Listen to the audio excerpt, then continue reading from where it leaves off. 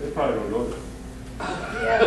Well, There are a couple of the board member here, and the claim of the swap was going to be used for school fields. No.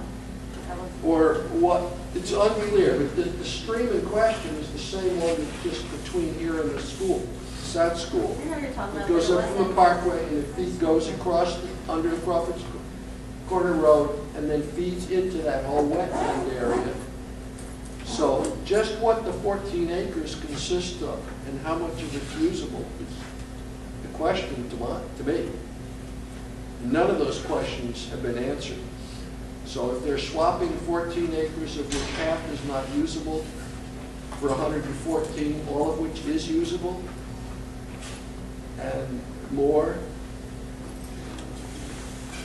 and supposedly one of the reasons for doing that was they thought that they could put turf fields there, whereas they can't put them, say, next to, at the end of the SAT school because that's within 300 feet of that stream, etc. So, I mean, The more questions in whose than book answers. is 100 plus acres equal to 16 acres in a land swap deal? I mean, it defies logic to me. I mean, it does not make sense. You want to swap 16 for 16? Yeah, I'll entertain that. If if they just used it for a parking spot for a cross-country running. Apparently, to do the swap, since some of the properties were acquired with Green Acres funding, will require State House approval and public hearings. And there was one note that came out, and I think it's also on the township website, as part of the deal. They have to add the part of Bayonet Farm that is across the street from where the farm is. The Harding property on the other side of the street that had previously not been restricted or not on the Rossi list, they have to put that on the Rossi list. Where that came from is unclear, unless somebody started looking at the Rossi list and they found that the township's Rossi list is, shall we say, deficient and doesn't meet all the requirements. Because once you accept $1 from Green Acres, you've got to put everything on the Rossi list, whether you like it or not. Rossi is open space, etc. Because basically they don't want you to take money from Green Acres and put it in one pocket and then sell another piece of land.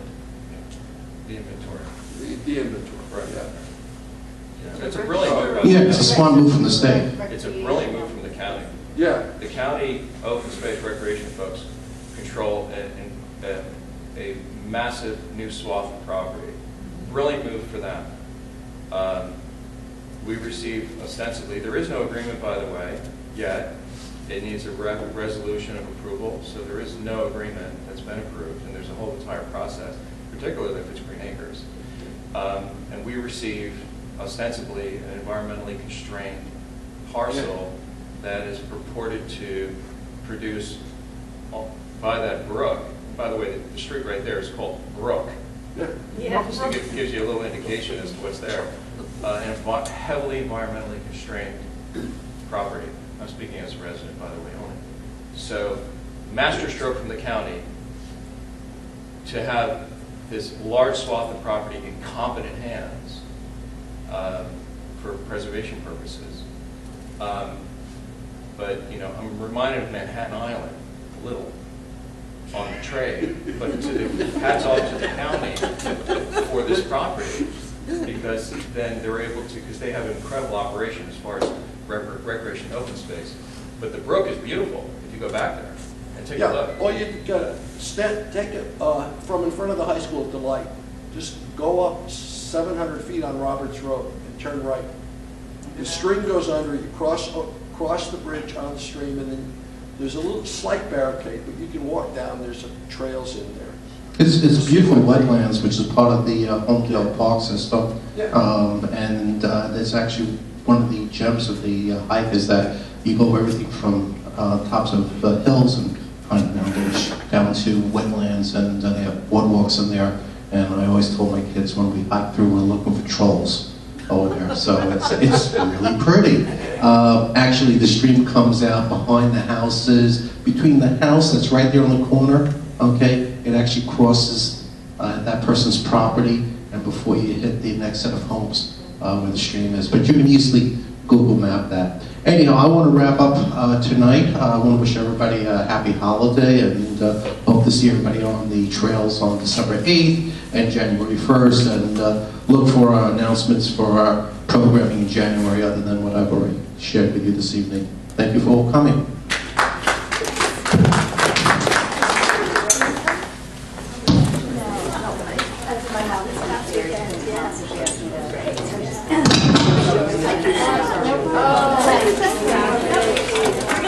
I will. Thanks. Comments twice in there. I'm proud of you. I'm proud of you.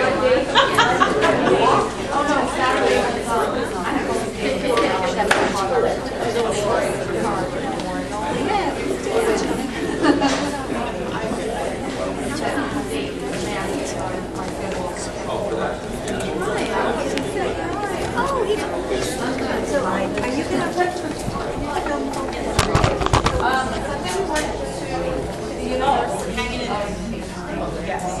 All right, Scott, you good? Could you send me your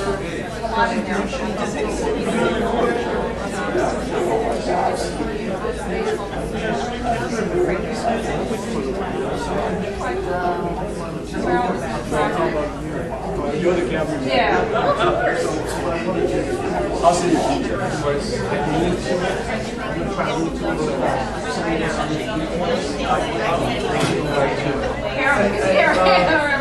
But it's not, University of New Haven, it's not in it is in Preston.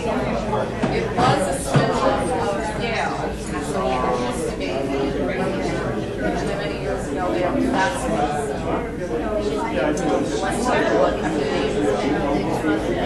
I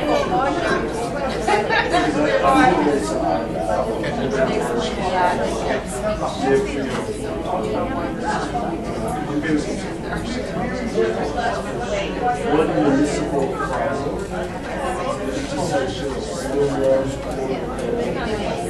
I did a little tour thing when I was going to college.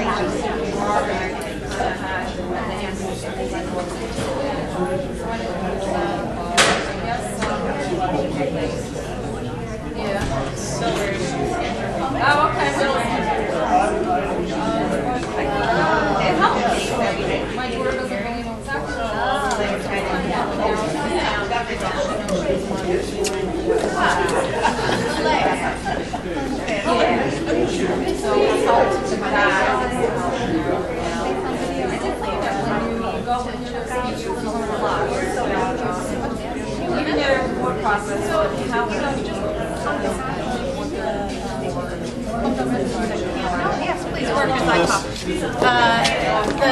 Can't always pay me much. attend I have to in be president. person.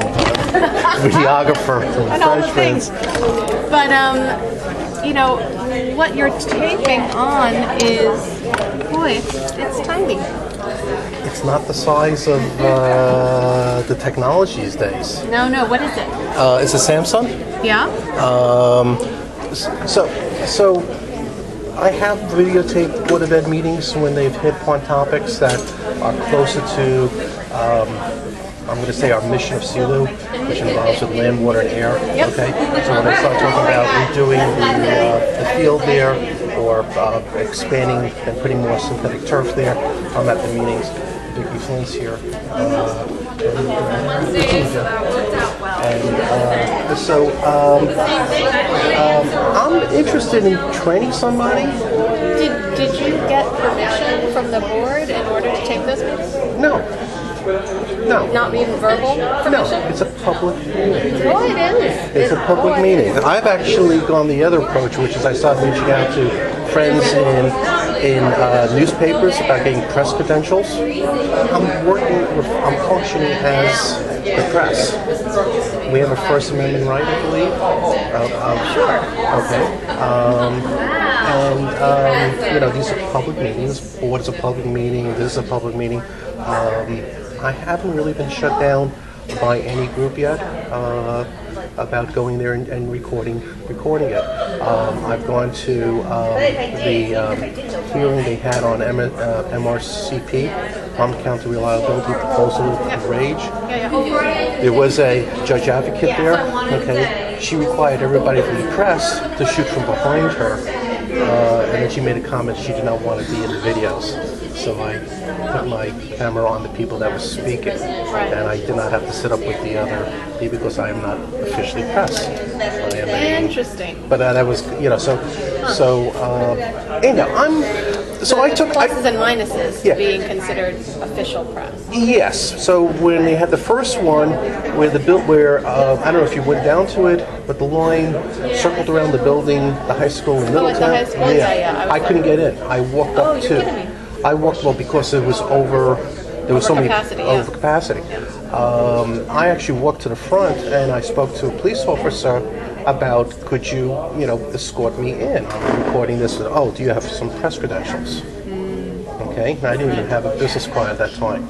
Press credentials, a bunch of BS. I can go print something up myself and do that. Yeah. Okay, I mean you pay $60 and someone will give you it really is. He shouldn't have.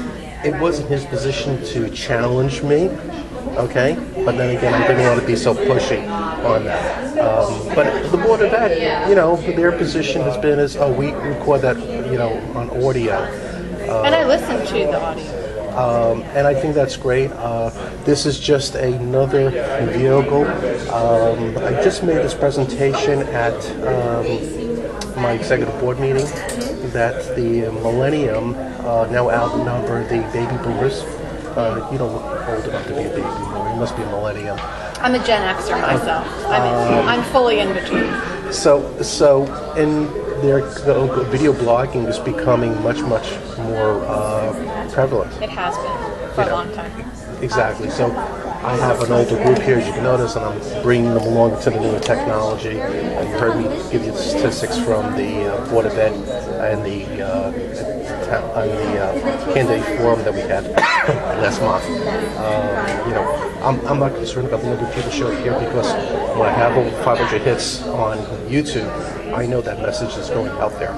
Absolutely. So what I also did simultaneously is I went out and started pricing this equipment to see if I can get the same identical stuff. I basically said to the board, it's about $100. You told the board that. Yeah, my board. Your board. My board. Okay, and so they allowed you to purchase it. No, I haven't gone out and purchased it, but I don't think it would be much of a problem for me to go do that with their approval. I've already started the process of possibly buying a second set of equipment in case we have a conflict and need to be videotaping two things at the same time. Oh, okay. Does that come up? Well, no, but if I don't go, I usually don't have much of a backup. By the way, this is